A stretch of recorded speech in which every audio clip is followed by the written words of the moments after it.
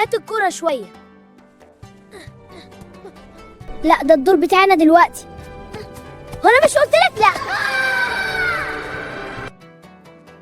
انت شايف ان اللي عملته كان صح؟ هو اللي بدأ كان عايز ياخد الكرة، وده الدور بتاعي أنا. بس انت ضربته.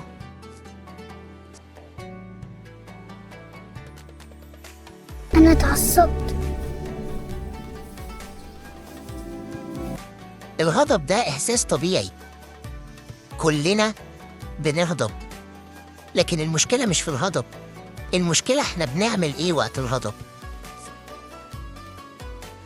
يعني ما اضربش؟ اكيد طبعا. عارف ليه؟ لان ايدك دي ربنا خلقها لحاجات حلوة، تلعب، تساعد، وتسلم على اصحابك، مش علشان تضرب بيها وتأذي غيرك. بس ده كان الدور بتاعي أنا. كان ممكن تقول ببساطة استنى دوري يخلص وبعدين خدها، أو كنت تبدأ تلعب معاه.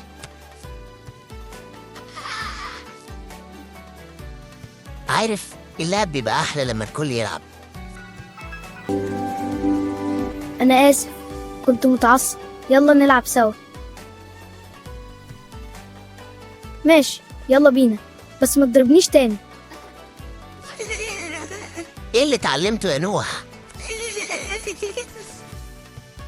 إن لما اتعصب ما استخدمش إيدي، استخدم كلامي.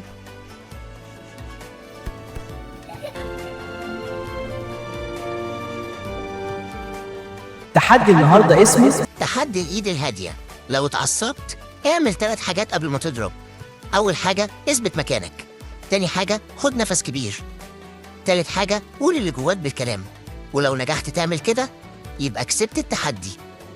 القوة مش إنك تضرب، القوة الحقيقية إنك تتحكم في غضبك.